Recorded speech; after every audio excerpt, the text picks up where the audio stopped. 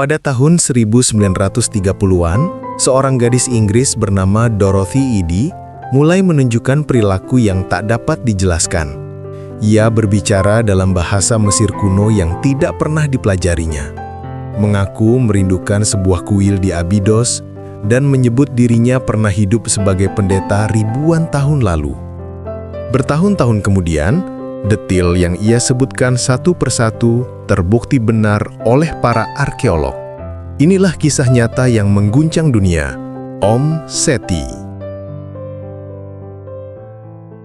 Halo teman-teman, selamat datang kembali di channel ini. Terima kasih sudah setia mengikuti kisah reinkarnasi. Sebelum mulai, jangan lupa untuk like, subscribe, dan aktifkan lonceng agar tidak ketinggalan cerita berikutnya.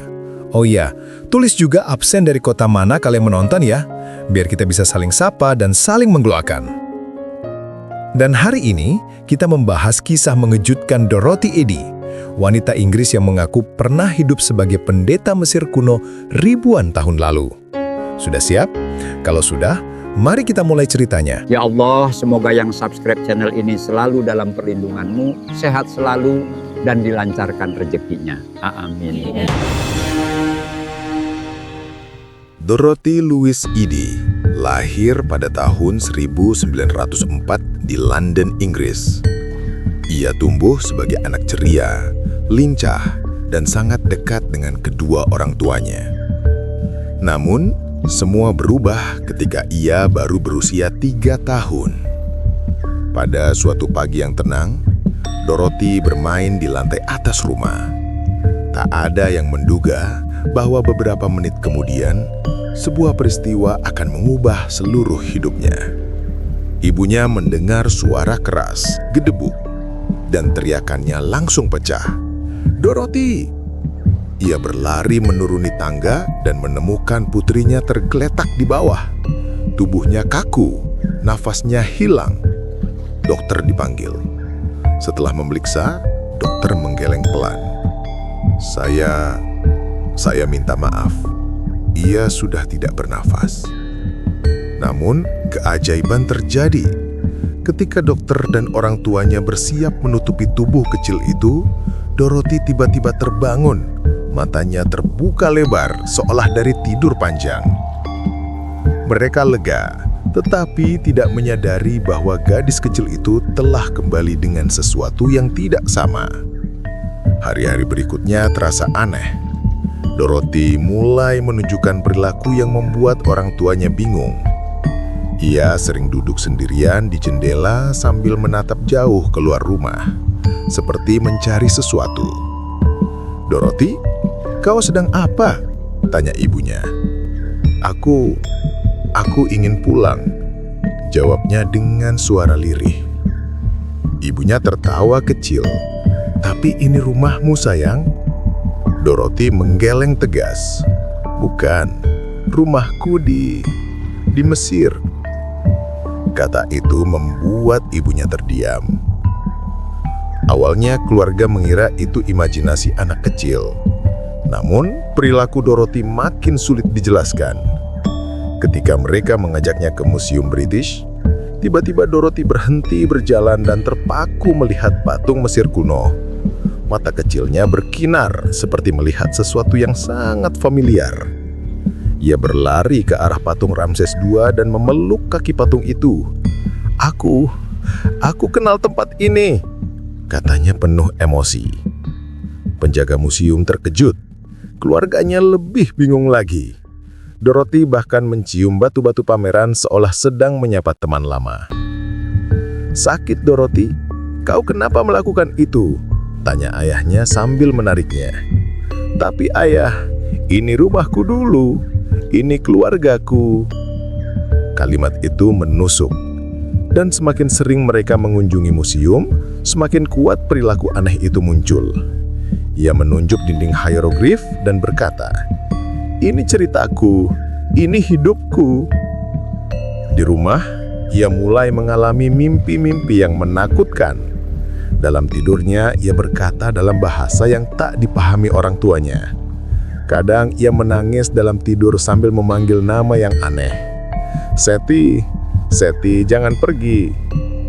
Ibunya memeluknya, cemas. "Sayang, siapa itu Seti?" Dorothy menggigil. "Raja, tuanku, aku harus kembali."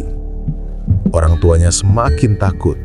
Mereka berkonsultasi kepada dokter, psikolog, bahkan pendeta.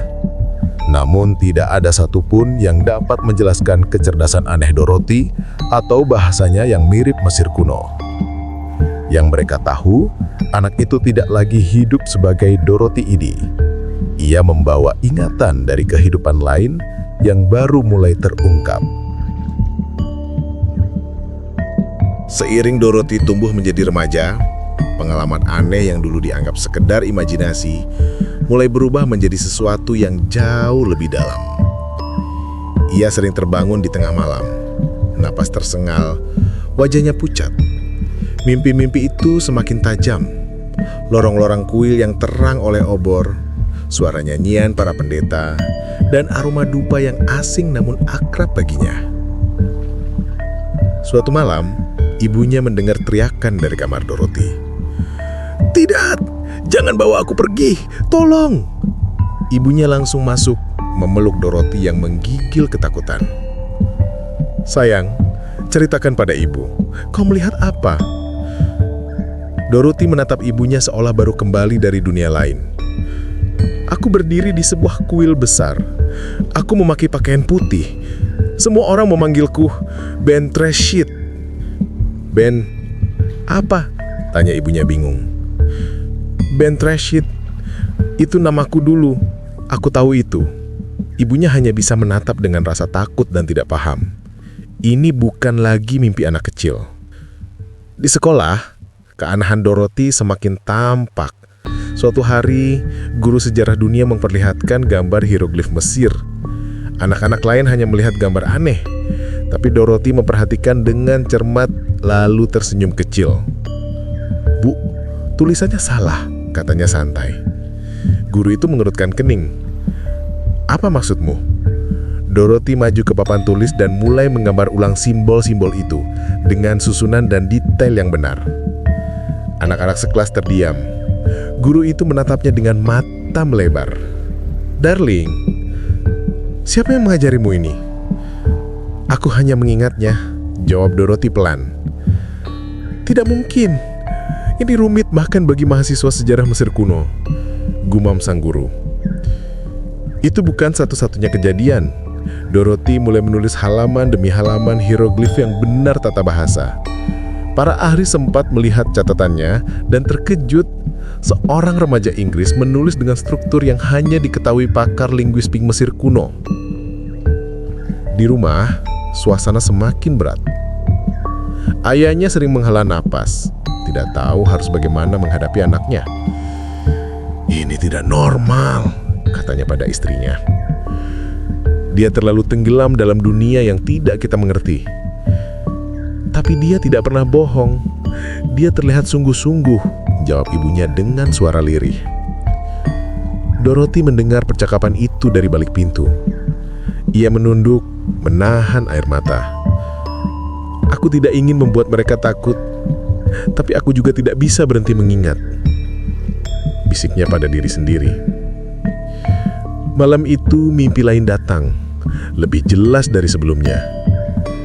Dia melihat dirinya berdiri di depan seorang pria berwibawa, bermahkota emas. Dia merasa hangat, aman, dan patah hati pada waktu yang sama. "Tunggu aku," suara itu berkata. Dorothy terbangun dengan air mata membasahi pipinya.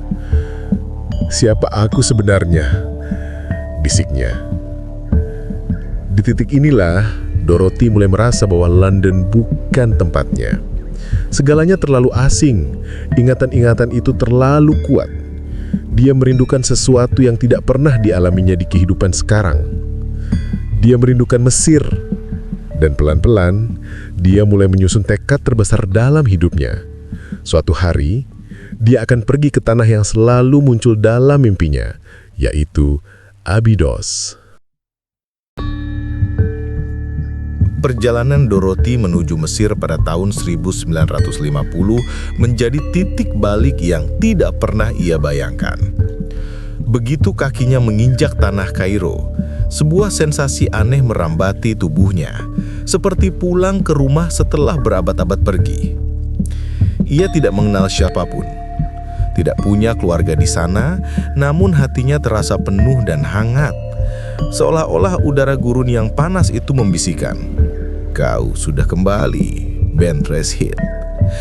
Dorothy kemudian bekerja di Departemen Purbakala Mesir. Disinilah ia mulai menunjukkan pengetahuan aneh yang tidak pernah ia pelajari secara formal. Suatu hari seorang arkeolog bertanya pada Dorothy sambil menunjuk peta kuno, "Menurutmu, candi kecil yang hilang ini di mana lokasinya? Tidak ada catatan yang lengkap." Dorothy tanpa ragu menjawab, "Ada di bawah reruntuhan sebelah utara, 2 meter di bawah tanah, di belakang tembok batu yang retak." Para arkeolog saling pandang. "Kau dapat info dari mana? Catatan tim tidak ada yang tahu posisi pastinya."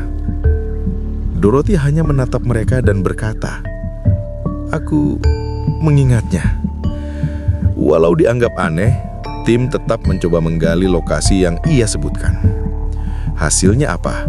Tepat seperti ucapannya.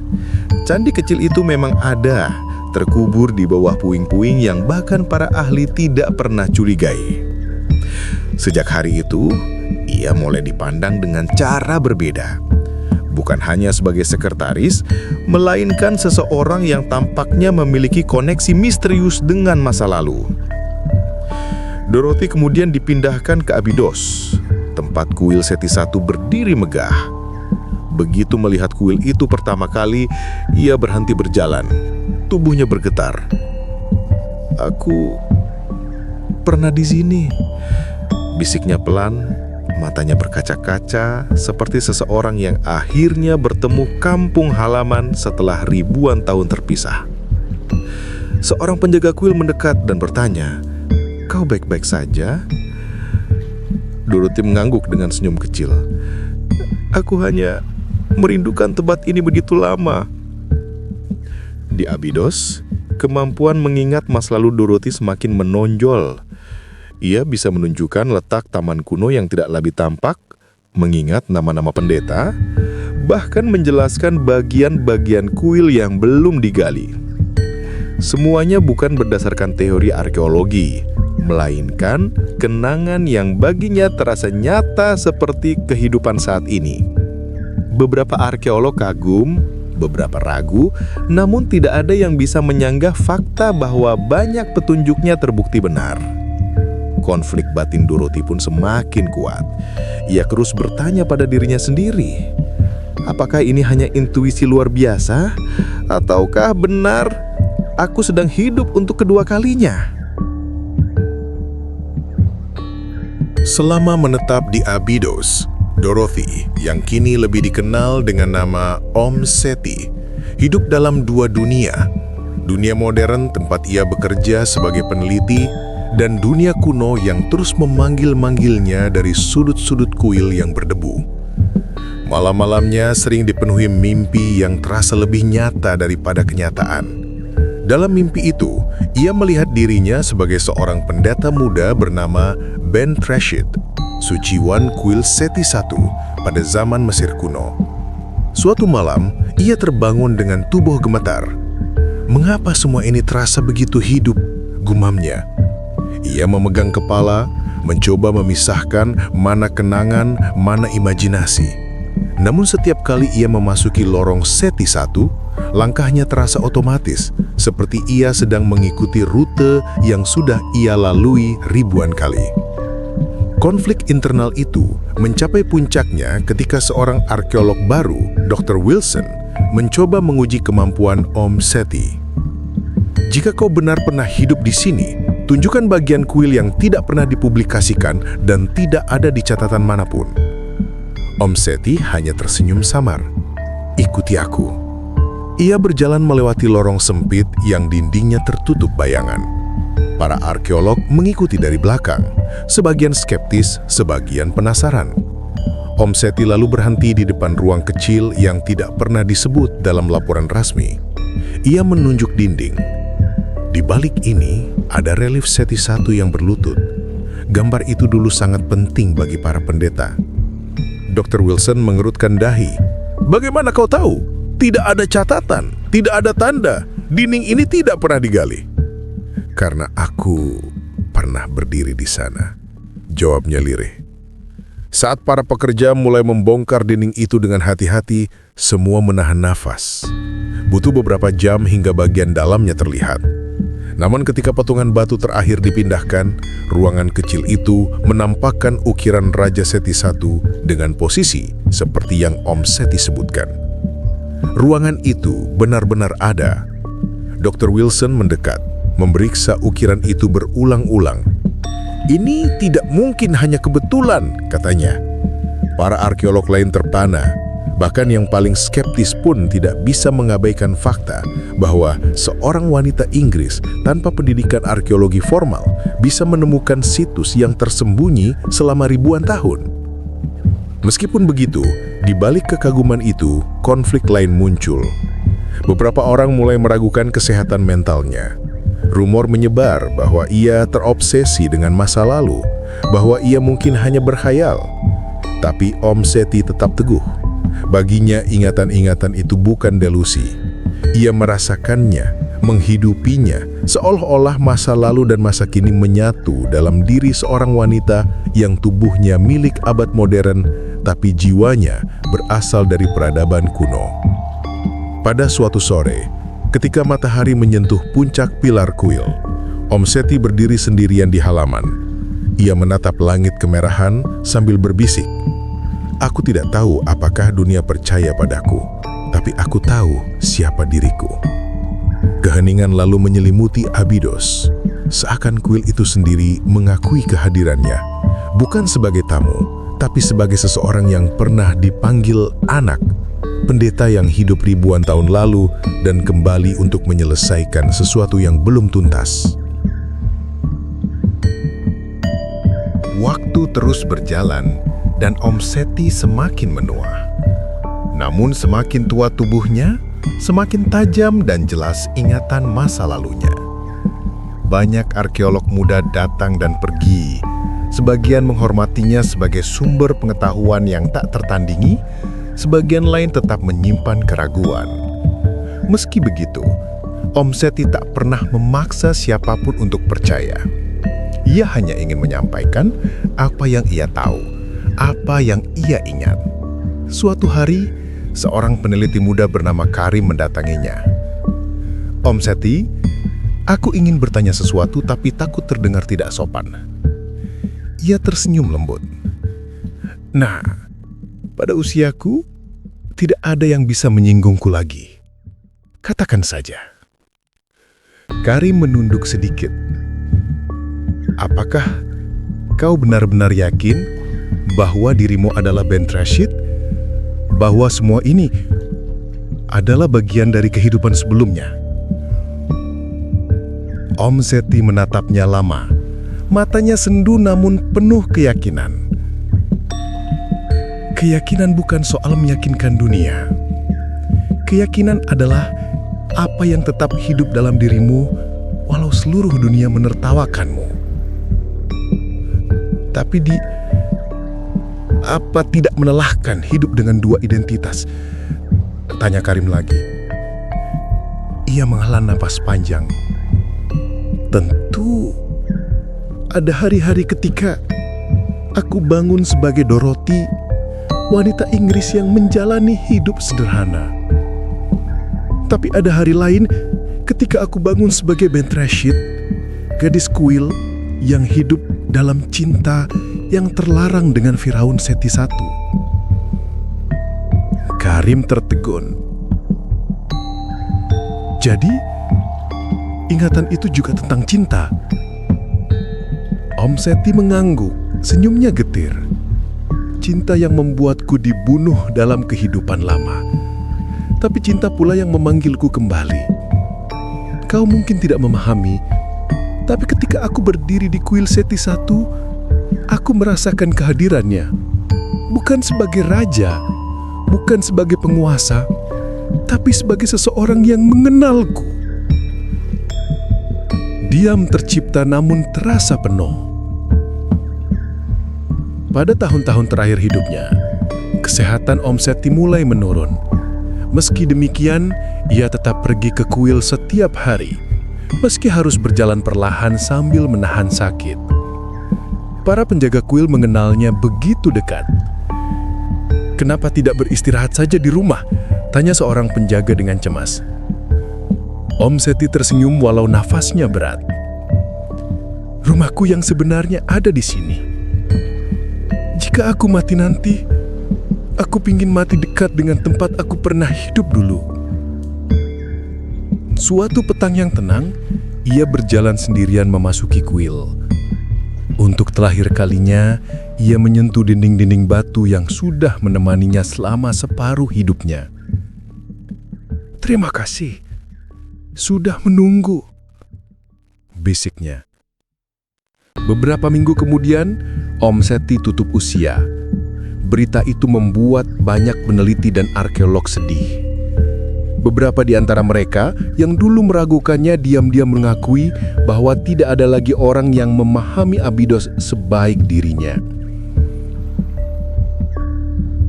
Karim berdiri di depan makam sederhananya. "Jika kau benar Ben Rashid, maka akhirnya kau pulang," ucapnya pelan sambil menahan air mata. Sementara angin gurun berhembus lembut, seolah membawa pesan terakhir dari wanita yang hidup di dua zaman, bahwa apapun yang kita alami, ada bagian dari diri kita yang menyimpan kenangan panjang, lebih panjang dari yang bisa dijelaskan oleh logika. Dan kisah Om Seti pun berakhir, atau mungkin baru dimulai kembali di tempat lain, di waktu lain. Kisah Om Seti mengingatkan kita bahwa hidup kadang menyimpan misteri yang tak mampu dijelaskan logika, namun tetap bisa memberi pelajaran tentang kejujuran, keberanian, dan keteguhan hati. Terima kasih sudah menyimak cerita ini sampai akhir. Semoga menginspirasi. Jangan lupa like, subscribe, aktifkan lonceng, dan tulis komentar "Masya Allah" jika kisah ini menyentuh hati kalian. Sampai jumpa di video berikutnya.